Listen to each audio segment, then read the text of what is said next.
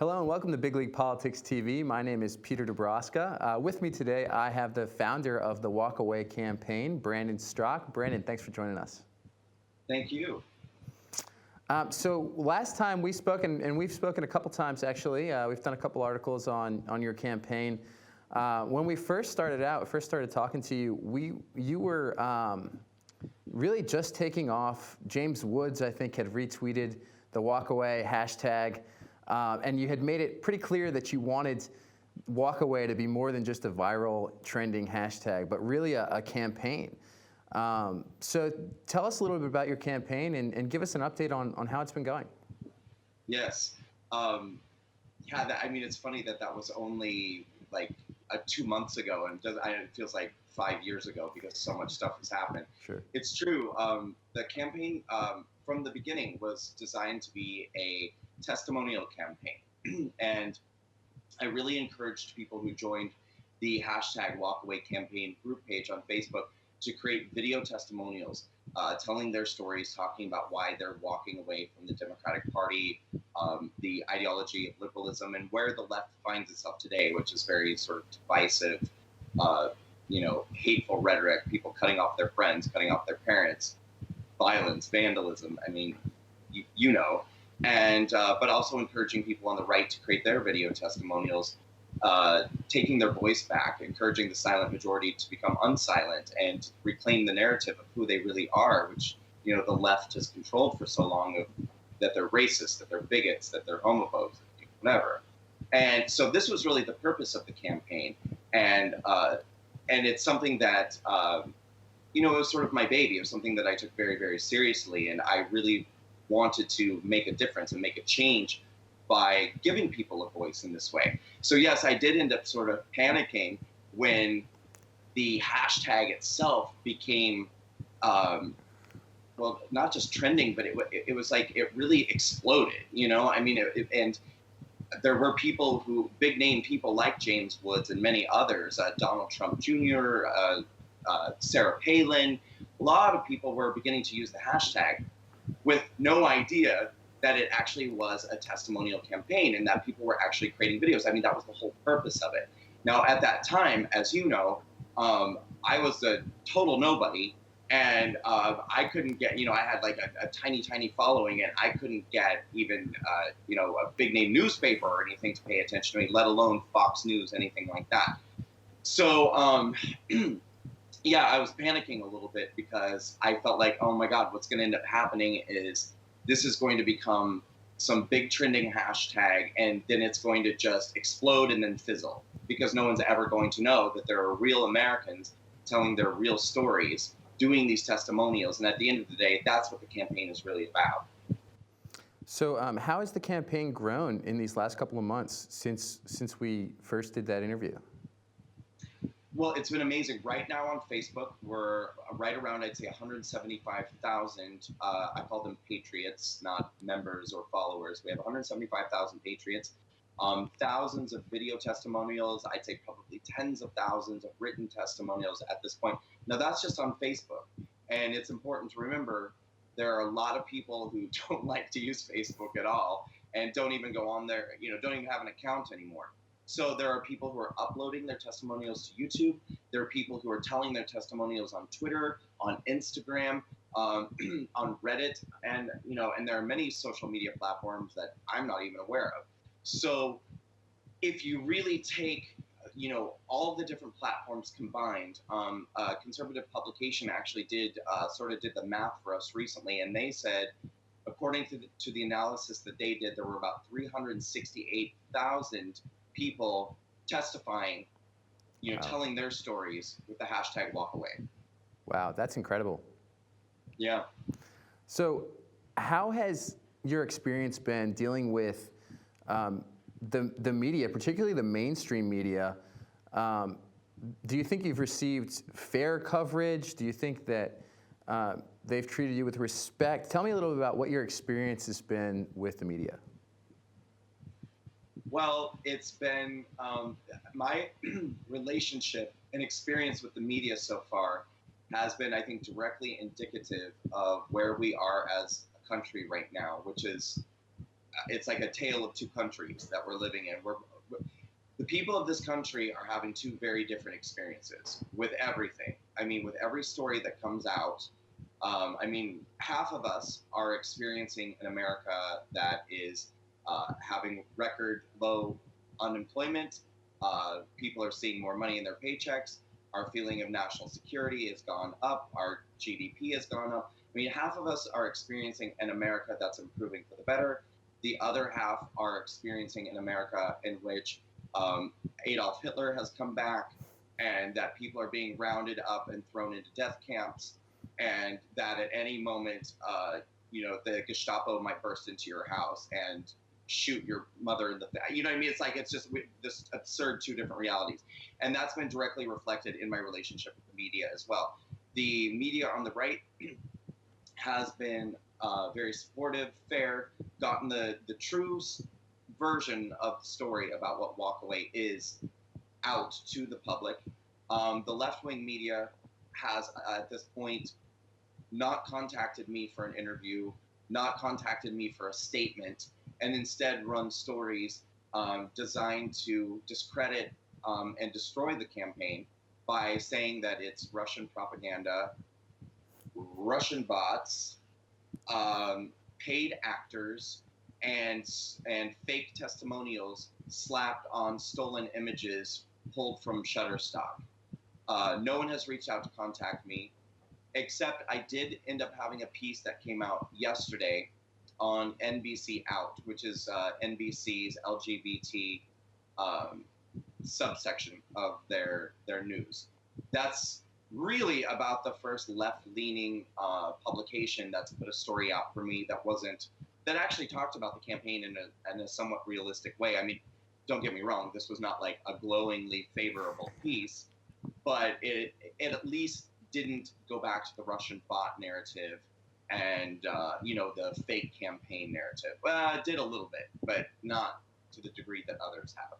So you told me that your followers had quite the reaction to that article that NBC put out, which was the first one, at least in your opinion, that even reached out to get your side of the story. What was that reaction like from people who support you?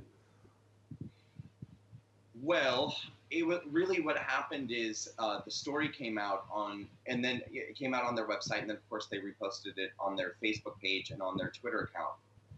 And what was really disheartening was I was very anxious to do this interview because it was, first of all, any connection that I can get through to a left base, that will find out about Walkaway and learn about Walkaway, because, in some sort of truthful way, is something that I, very much want to pursue.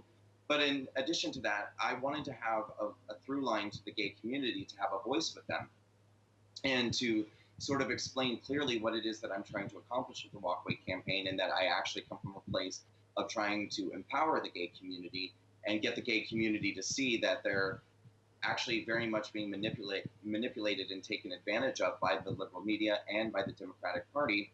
That was my goal. And so the piece came out, and I went through to read the comments to see how I was being received by the LGBT community. And 100% of the comments that I got were just absolutely scathing. Wow. And so I posted on my social media how disheartened I felt about the reaction that I was getting from the gay community. And it was really the patriots within the group who then went to those pages and responded to the comments that the LGBT community was leaving about me. Now, one thing that's really great about the Walkaway campaign is that there's really a community of respect and sort of dignified, civilized conversation. I mean, this is sort of what we're trying to push, since we're walking away from the divisiveness and the hatred of the left. We don't want to then just engage in that same type of behavior, in reciprocity. And so what they did was really went and sort of defended me in, I think, a very gracious way, and as opposed to going there and just starting crap, in response to the crap that was being put out about me. Sure. So this touches on an interesting point. I've heard often from gay conservatives that sometimes it's harder to come out as a conservative than it was to come out as gay. What's your experience been throughout this whole campaign? Well, I think that specific question really comes down to what each individual gay person's experience was of being gay, where they grew up, what they went through. I mean, I totally understand the question, and it's a very valid question. For me personally, I grew up in a tiny little town in Nebraska, and it was during a very tumultuous time for the gay community. So my experience of coming out as a gay person was significant because I did experience firsthand a significant amount of homophobia and intimidation and violence and bullying and that whole thing for being gay. So I can't just flippantly say, oh, it was so much harder coming out as a conservative than coming out as gay. But what I will say is that it's harder in a different way, and it's painful in a different way, because there's something about having people in your own community who have had these same types of experiences, who really should know better, Mm-hmm. who really after experiencing those kind of things themselves, to then turn around and engage in that same type of behavior towards someone else in their own community. That's its own type of painful and sort of shocking and surreal. And so in that way, it's I can't say that it was harder or more painful, but it's certainly, I think, as hard, and it's painful in a very different way. That's sort of mind-boggling. So how do you think the political left has descended to this point of divisiveness and chaos and anger and hatred?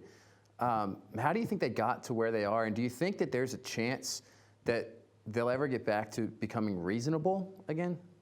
Well, I think that how they've gotten there is that they have for so long felt entitled to their feelings and felt they've received validation about their feelings constantly, constant reinforcement from the media, that the media is constantly feeding them this diet of, that we're in danger, that the president is a dangerous man and a racist and a bigot and a monster, and from a social standpoint, that there's all this injustice taking place. And so they are constantly receiving reinforcement that their response to this negative stimuli that's being put out from this administration, from the president, is needed and is important, and that they're doing something virtuous, when in fact they are actually becoming all of the things, or have already become all of the things that they claim to be fighting against.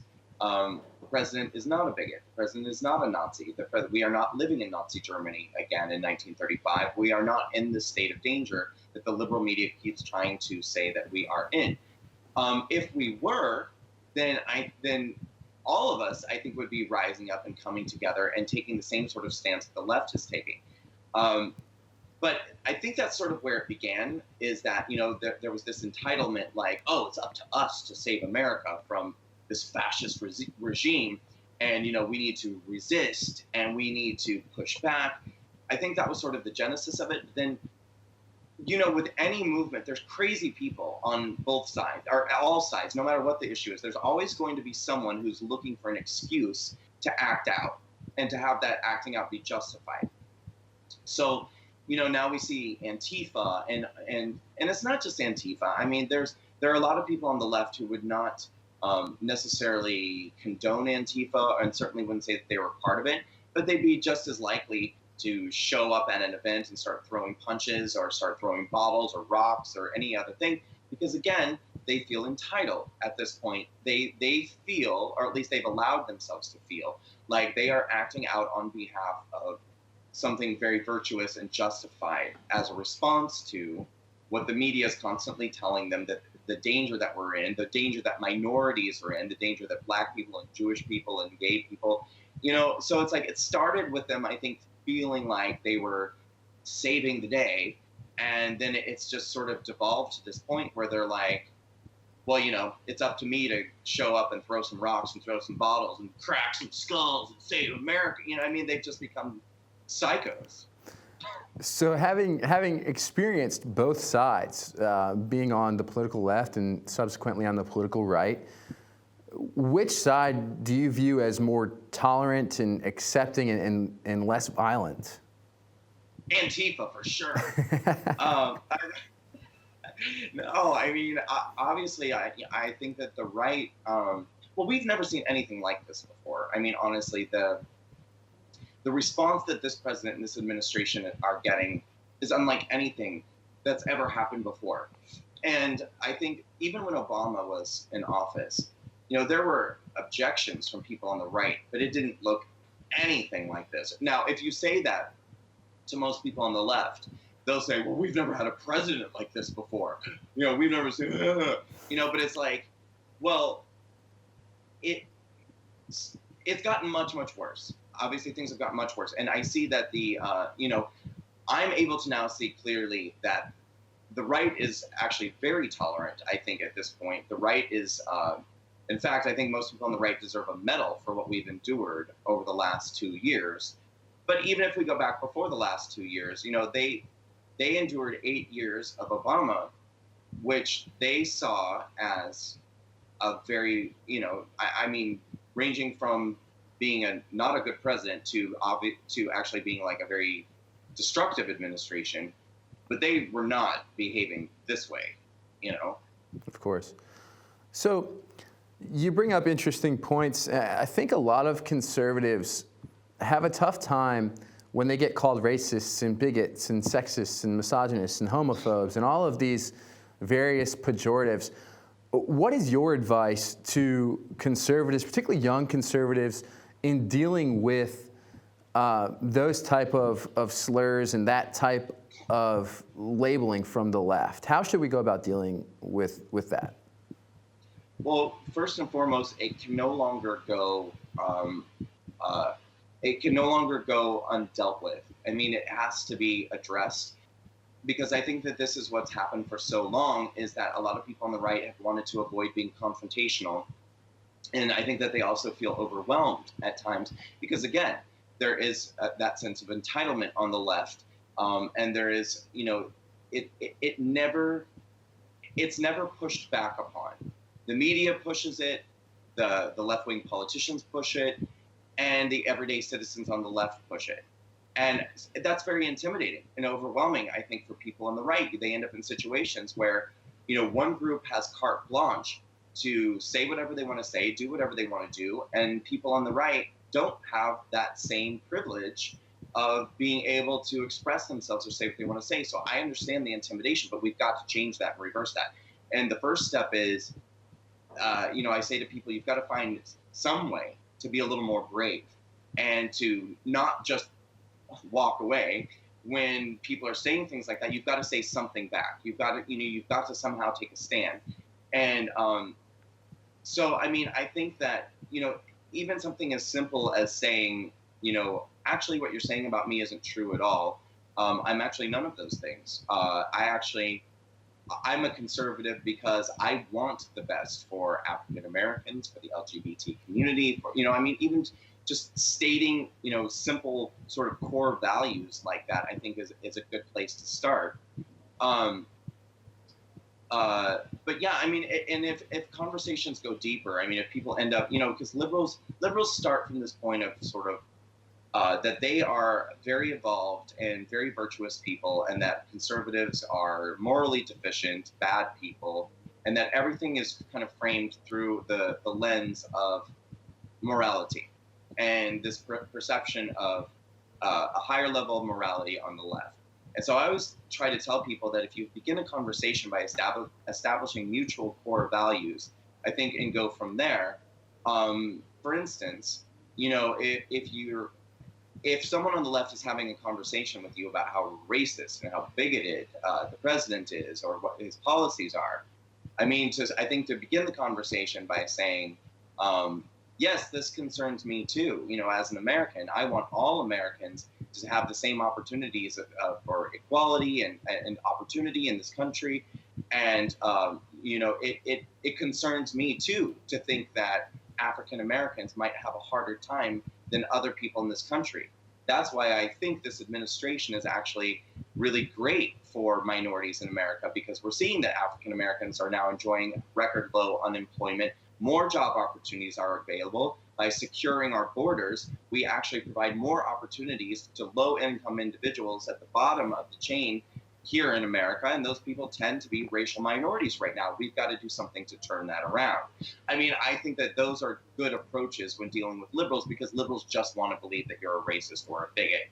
So I think by establishing those types of core values, I think that's a good strategy sort of to start from. I mean, and if you're able to get deeper into a conversation, if it actually goes that far, I mean, there are a lot of ways in which you can point out that liberals actually exhibit the very qualities in many ways that they claim to fight against. I mean, there's enormous racism in liberalism. There's enormous sexism in liberalism.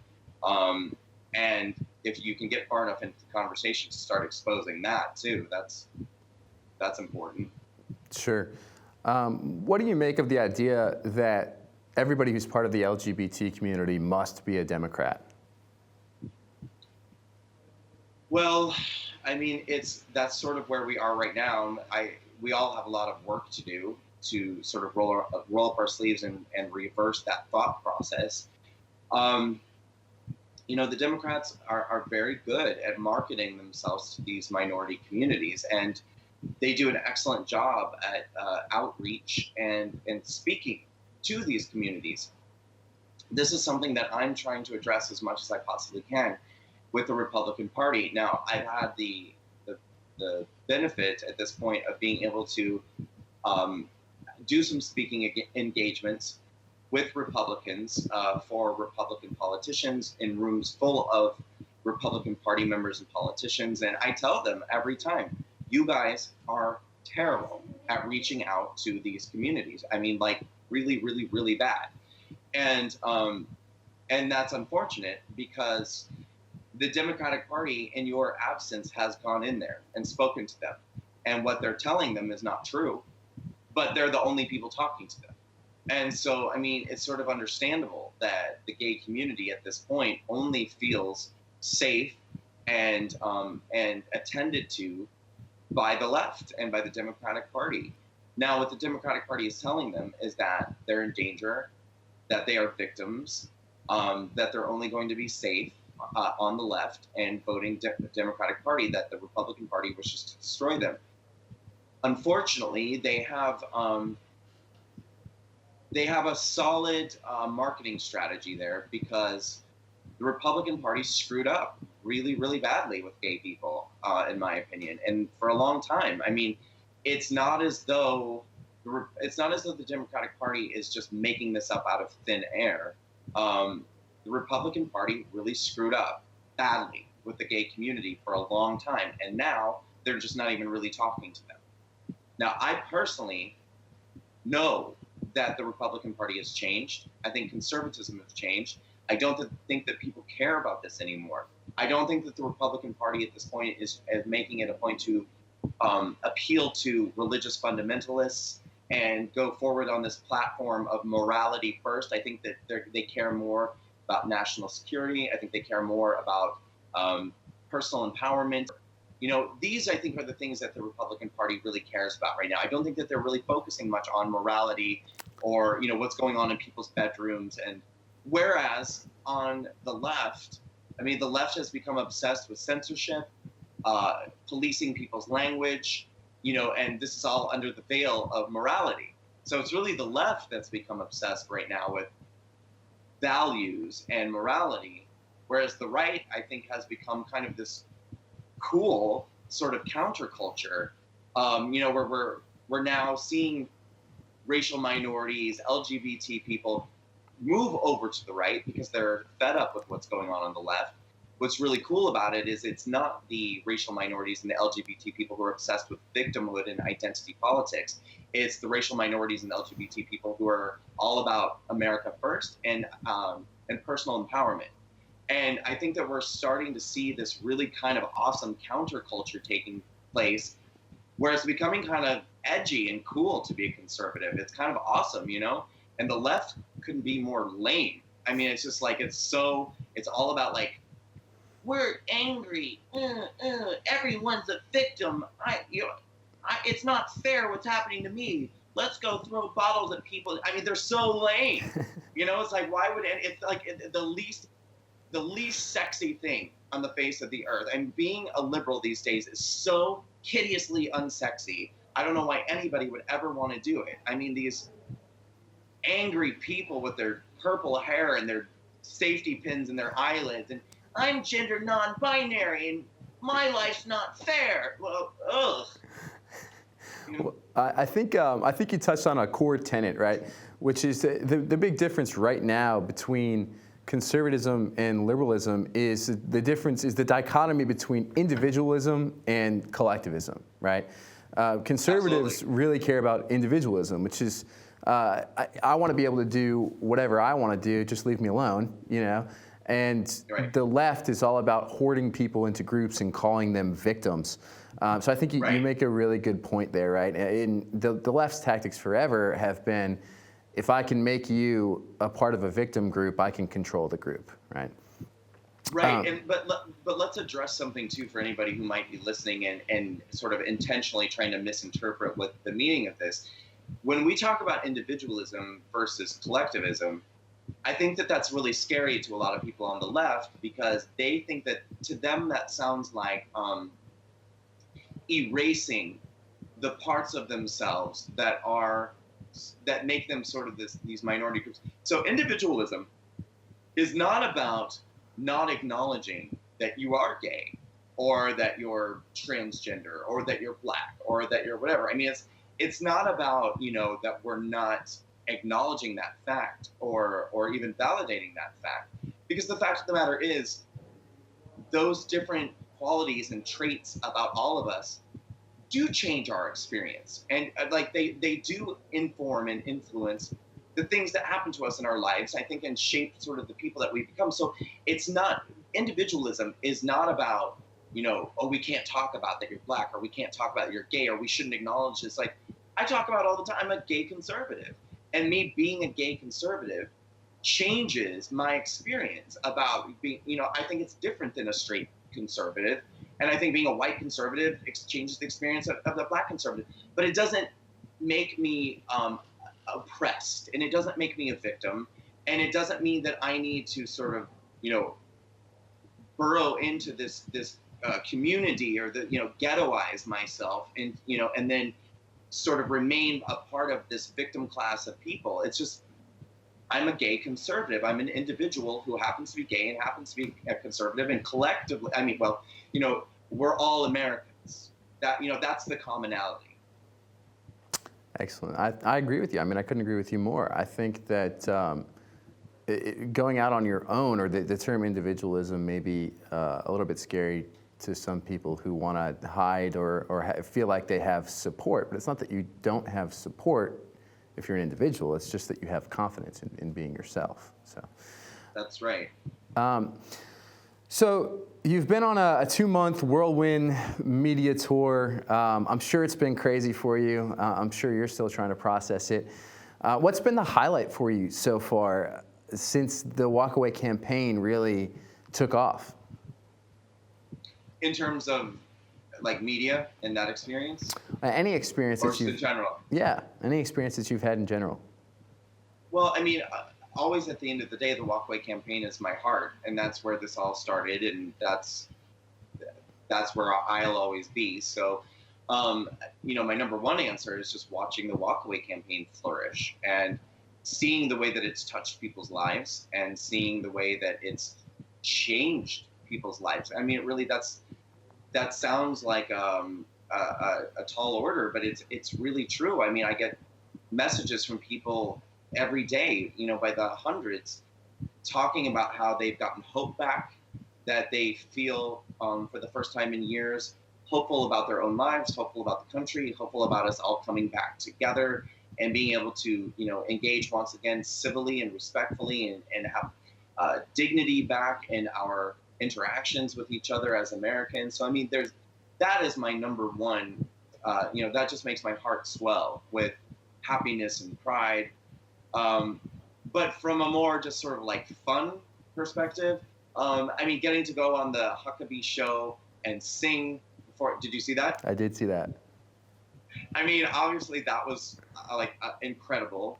To get to just show that more fun, playful side of myself to the audience. I went and decked out in my cowboy drag, and got to perform before a country western audience in Nashville and do a little country music while also promoting the campaign. That was a blast.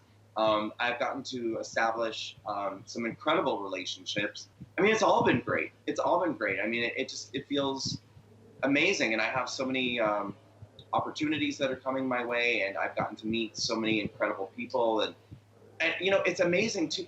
It's something happened to me when I began this campaign, where I almost feel sort of guided. I feel like there's a force that's guiding me, and that force makes me feel very secure and very protected, because I'm having experiences now that if they had happened 3 months ago, I would be like throwing up or like having diarrhea or something. But it's like now all of a sudden I'm cool as a cucumber. I mean, like, I'm talking to Roseanne now on the phone on a regular basis, and I'm just like, hey Roseanne, what's up? How are you? Oh, well, oh, great, whatever. Whereas before I would have been like, Roseanne, But it's like I just, being the guy, the on the front lines of the Walkway campaign and being the kind of the face and the name of that, I feel exactly where I'm supposed to be. I feel like I'm exactly in the right place, and it makes me feel very confident. And so when I'm having conversations with Tommy Lahren and Roseanne and Antonio Sabato Jr. and all these different people, Dinesh D'Souza, I'm like, yeah, cool. I'm just talking to my friend Dinesh on the phone. Hi, Dinesh. I mean, it's pretty cool. Well, it's interesting. I've had the same experience since sort of joining conservative media, right? Is that all the people that we look up to, they're just regular people, and they're people just like you and I, and it's actually kind of a comforting feeling. So I totally understand that. What's next for the Walkaway campaign? Well, God, we're like this close to announcing that something very big is coming. And here, I'll tell you as much as I can, because I love you, Pete, and you've been a great friend and supporter to Walkaway since the very beginning. And I really have a very, very I have heartfelt feelings for you. I mean, you've been amazing. And so let me first of all say thank you and express my gratitude to you here and now, because you've been there for me and for the campaign since the very beginning, and I want to tell you how much I appreciate that. That being said, I can't tell you anything. No. So we will be announcing next week. I'm just going to go ahead and say I think that next week we will be announcing something very big that's going to be coming in the fall. We're kind of timing it strategically to fall right before the midterms, and I think it's going to be something that's going to have a big impact culturally on what's going on in our country and what's going on coming into the election. So that there's a big announcement on the way, and that'll be, I'm almost 100% confident that'll be coming next week. Going forward after that, our goals are to transition the Walkway campaign into a nonprofit organization that has a lot of emphasis on action. The patriots that are currently involved in the Walkway campaign are energized, motivated, they're ready to go. And so there's been a lot of requests for establishing local or statewide chapters of the Walkway campaign in which people can get together, find out how they can get involved at a grassroots level, whether that be canvassing, educational resources, letting people know, what candidates in their area represent what's going on in the news that's true and not true. I mean, there are people on the ground who really want to get out there, get active, be motivated in doing those sorts of things. I personally want to always be involved in creative content. So I see the Walkway campaign as becoming a source that people can trust and come to, in which we'll put out video content and written content, which really exposes the dishonesty of the liberal media, the erroneous lies and misinformation that's being put out on a regular basis, that we can hopefully get a handle on correcting some of that information through written and video content. And something else that I'm very excited about is assembling a team of really strong, dynamic walk-away speakers and getting these speakers out on the college campuses, in high schools, at rallies, in public speaking events, providing an alternative perspective. I love what Turning Point USA, Turning Point USA does. I believe that they put a little more focus on capitalism versus socialism and those types of social policies, which is hugely important. But I really want to talk about cultural standpoints, because that was a huge influencer for me in my own red pill experience and journey. Sure. Was the everyday interactions that we have with people. I mean, the identity politics, political correctness, censorship, the ways in which liberalism is pushing people to be more divisive, more separated along racial lines and gender lines. That we see this horrible pushback against white people, straight men.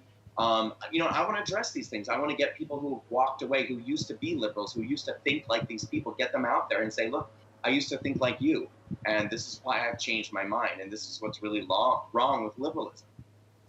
These are just a few things that I want the campaign to be doing going forward. Sure. Well, it sounds like you're going to have a full plate coming up here, and you're doing great work. We certainly appreciate it. I'm looking forward to seeing what happens with Walk Away. Me too. For Big League Politics TV, I'm Peter Dabrowska here with Brandon Straka, and thanks for watching.